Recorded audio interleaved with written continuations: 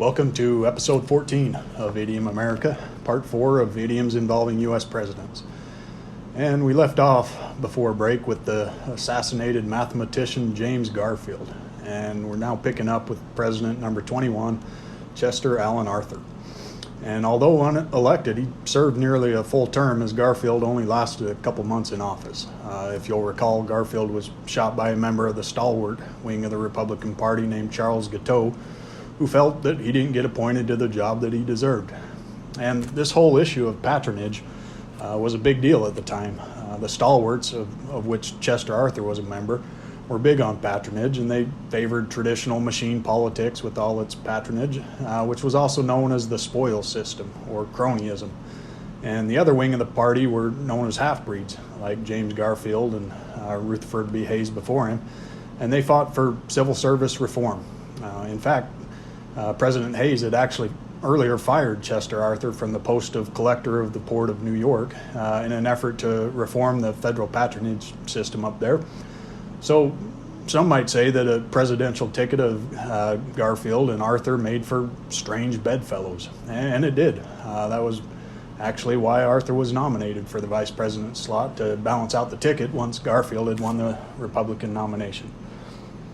But to everyone's surprise, once he got into office, Arthur, he rose to the occasion and above the factions, and he actually advocated for and then enforced some new civil service reform laws that required competitive exams for government service, banned salary kickbacks, and ensured that promotion would be based on merit, not connections.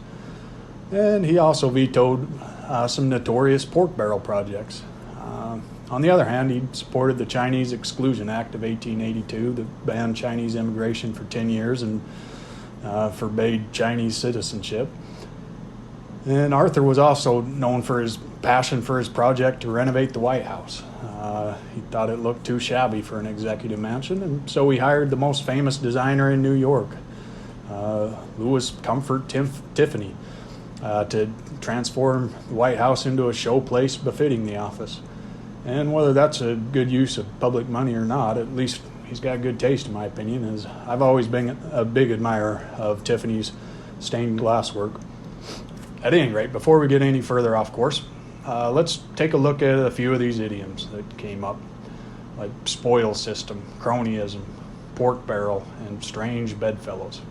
First, the spoils system, also called the patronage system, is the practice in which the political party that wins an election rewards its campaign workers and other supporters with appointment to government posts and other favors.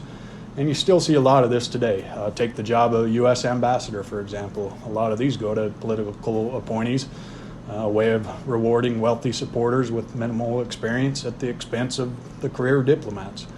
And the figure here of doling these out patronage style is about 30%. Typically, although in the most recent administration this rose to almost 50%. And of course, a change in party control of government necessarily brings new officials to high positions that carry political responsibility, but the spoil system goes beyond that by extending personnel turnover down to even the routine or subordinate governmental positions. And the term was in use in American politics as early as 1812, but it was made famous in a speech made in 1832 by Senator William Marcy of New York when he was defending one of President Andrew Jackson's appointments, and he said, "To the victor belong the spoils of the enemy." And thereafter it became known as the spoils system. And that phrase, "to the victor go the spoils," it's so common that I thought for sure it must have some kind of ancient Greek or Roman origin, but it turns out that Senator Marcy in 1832 was the guy who coined and popularized it. Could have fooled me. But the use of that word spoil or spoils to refer to the booty or goods captured in a time of war has been around in English for a good long time, and if you trace its etymology back far enough, you come to the Latin word spolium, which means the skin that's taken from a dead animal. And I think that's a pretty vivid way of imagining the victor spoils. And another name for the spoil system is cronyism. And this is an obvious compound of the much older word crony. And the origins of crony are a little hazy, but the best guess posits that this arose in the 1660s as some undergraduate slang at the University of Cambridge, and that it had nothing to do with the older English word crone for an old woman, but instead came from the Greek cronius, or long-standing, which in turn came from the better-known Greek word chronos, or time. So crony came to mean long-standing friend, intimate companion, and cronyism came to mean partiality to these long-standing friends, particularly by appointing them to positions of authority, regardless of their qualifications. And you also hear this one pop up in phrases like crony capitalism, an economic system in which businesses thrive not as a result of free enterprise, but rather as a return on money amassed through collusion between a business class and the political class. And the first use of the term crony capitalism was in the 1980s to characterize the Philippine economy under the dictatorship of Ferdinand Marcos. And it can also just refer to a section of an economy. The defense industry in the U.S., for example, is often accused of being an example of crony capitalism, because due to the political and secretive nature of defense contracts, personal connections usually seem to matter more than actual competition. And related to the spoil system and cronyism is pork barrel spending. Although you can have plenty of pork even in the most democratic and meritocratic of systems. And pork in this sense means, of course, government spending of dubious value in exchange for political support, often at the expense of the interests of the broader public. So members of Congress who are bringing home the pork are funding questionable projects in their home districts for political gain. And the literal use of the term pork barrel, or just pork barrel itself, dates back to as far as the early 1700s. As before refrigeration, pork was salted and preserved in large wooden barrels. And by the 1860s, the U.S. Treasury was being metaphorically referred to as a pork barrel. And this seems to have started with the popular 1863 story, The Children of the Public, in which Edward Everett Hale, who was incidentally a grandnephew of Nathan Hale, used the term pork barrel as a homely metaphor for any form of public spending to the citizenry. But within 10 years, the meaning had taken on a negative tone to imply skimming off the national riches to benefit a small number of local constituents in exchange for popularity and votes. But back to Hale's story, Children of the Public. I wanted to check this story out since it was responsible for creating such a widespread idiom to refer to government spending, and fortunately this story is available online, and chapter 1 is entitled The Pork Barrel. And it starts out when the narrator's wife tells him that he has to go to the pork barrel that night. And he first asks her if she's sure, because woe to him who goes to the pork barrel before the moment of need, according to the oracle. And she says she's sure, and she lays it out in black and white how they frugally spend all their money on necessary things. And Hale's narrator then tells the story of the pork barrel, which goes something like this. One Sunday there was a guy, Brother Stowers, who was out ice fishing on a pond in Vermont when some local deacon came by and rebuked him for breaking the Sabbath. And the guy copped to the offense, but he explained to the deacon that there was nothing to eat in the house, and rather than see his family faint, he'd cut a hole in the ice and put his hook in again and again until he'd been able to come home and delight his family with an unexpected breakfast. And the deacon just nodded silently in response, and then he went straight away to the parson to report. And the parson asked the deacon what he'd eaten for breakfast that Sunday, and the deacon responds that he'd had salt pork, fried. And the parson asked him where he got the salt pork from, and the deacon says from his pork barrel. And then the old parson tells the deacon that for Brother Stowers, the pond was his pork barrel, so there was no Sabbath-breaking offense. And the narrator then goes on to say how that this story is a favorite with him and his wife Faustia. And so to quote a bit here from this story now. But woe, says the oracle, to him who goes to the pork barrel before the moment of his need. And to that woe, both Fausta and I say amen. For we know that there is no fish in our pond for spendthrifts or for lazy bones, none for people who wear gold chains or Attleboro jewelry, none for people who are ashamed of cheap carpets or wooden mantelpieces. None for those who run in debt will the fish bite, nor for those who pretend to be richer or better or wiser than they are. No, but we have found in our lives that in a great democracy there reigns a great and gracious sovereign. We have found that this sovereign, in a reckless and unconscious way, is, all the time, making the most profuse provision for all the citizens. We have found that those who are not too grand to trust him fare as well as they deserve.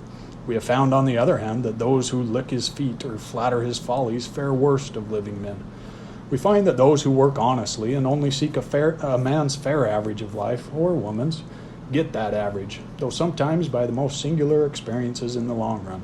And thus we find that when an extraordinary contingency arises in life, as just now in ours, we have only to go to our pork barrel, and the fish rises to our hook or spear.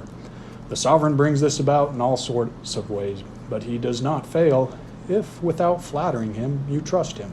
Of this sovereign, the name is the public. Fausta and I are apt to call ourselves his children, and so I name this story of our lives. What was the name of this again? Children of the Public, I think. The Children of the Public, yep. Anyway, that was quite the extended excerpt there, but if you're still with me, I think that's as good a place as any for an idiom referring to the U.S. Treasury to arise. So I thought it was worth quoting in length. Plus it has some colorful idiomatic language, I thought. And the final idiom to take a look at here that came to me when considering the presidency of Chester Arthur is strange bedfellows, referring to the presidential ticket of the half-breed Garfield and the stalwart Arthur. And this one, of course, means a pair of people or things that are connected in a certain situation or activity, but extremely different in overall characteristics, opinions, behaviors, etc. And although, strictly speaking, bedfellows are persons who share a bed, like husband and wife, this term has been used figuratively since the late 1400s. And this is another one of those idioms that appears like it may have been invented, or at least popularized, by Shakespeare.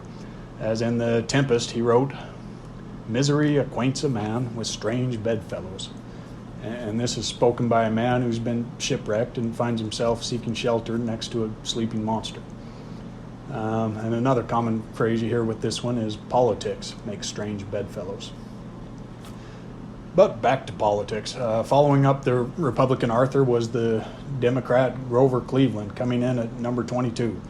And also number 24, as Cleveland's claim to trivia fame is being the only president who was elected to 2 non-consecutive terms. And it's worth noting that Cleveland actually won the popular vote in 1888 against the Republican Benjamin Harrison as well, but he lost the Electoral College, or he could have had three consecutive terms.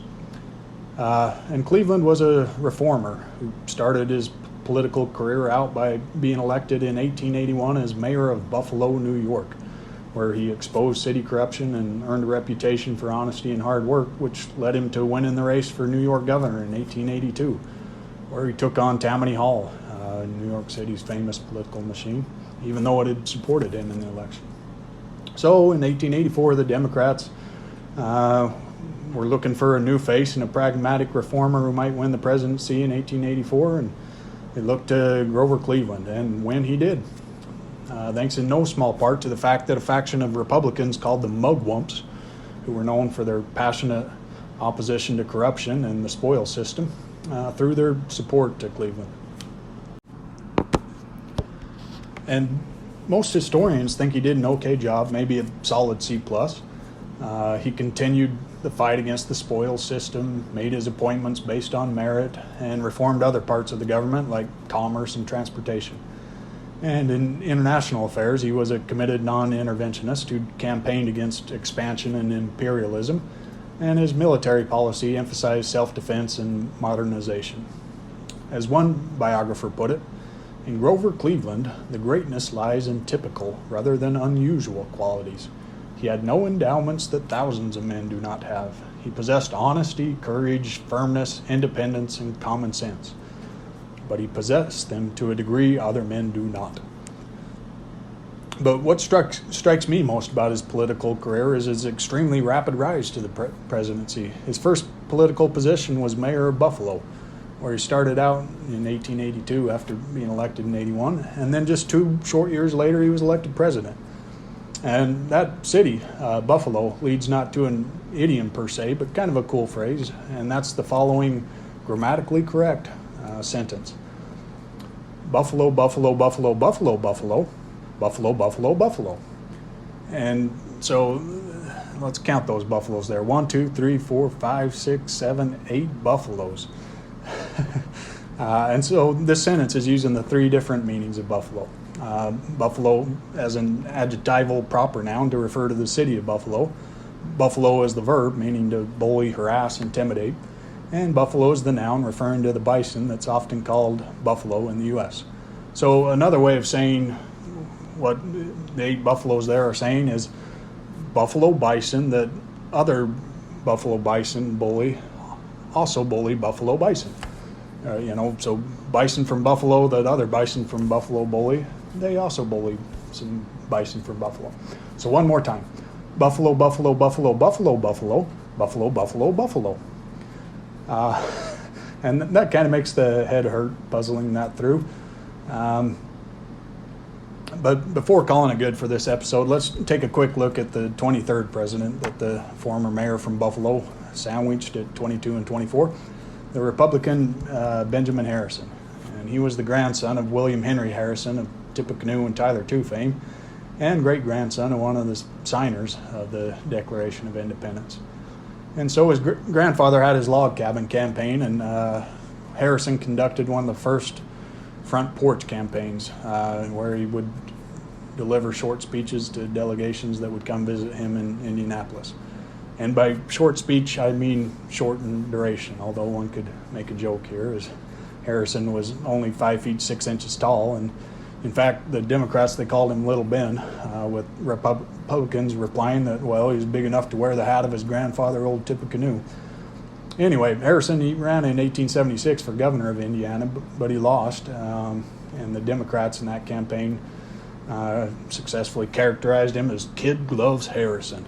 And that nickname came about because he would always wear kid gloves, even when he was up giving speeches during the campaign. And apparently he did that because he was prone to skin infection, and the kid gloves helped protect his hands. So let's take a look at that idiom, to handle something or somebody with kid gloves, meaning to treat with extreme tact or gentleness. First, kid gloves obviously has nothing to do with kids, at least the humankind, but it refers to the soft white leather that's made from the skins of goat kids. Although lambskin was also sometimes used when kid skin was hard to come by.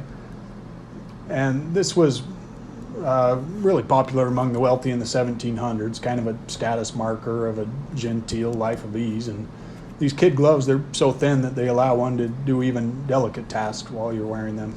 And they're also easily marked. So if you handle an object roughly, they show the damage, which is why servants would wear these white kid gloves. Not only to avoid smudging the silverware, but to demonstrate that they were handling things gently. And nowadays, handling something with kid gloves generally has a positive connotation, that you're taking good care. But I guess back in 1876 in Indiana, it still retained its original negative meaning of being overcautious, as well as perhaps kind of ostentatious and maybe even foppish. At any rate, it's fair to say that kid glove wearing Harrison was born with a silver spoon in his mouth, a portender of things to come perhaps, as things like the Sherman Silver Purchase Act of 1890 came to define his presidency. And the role of silver in both Harrison's and Cleveland's presidencies and the free silver movement of the late 1890s is really fascinating stuff, and maybe I'll get into it some in the next episode on U.S. President idioms, because there are also a whole lot of silver idioms that would be fun to get into beyond just the silver spoon one. But that's it for now. Thanks for listening.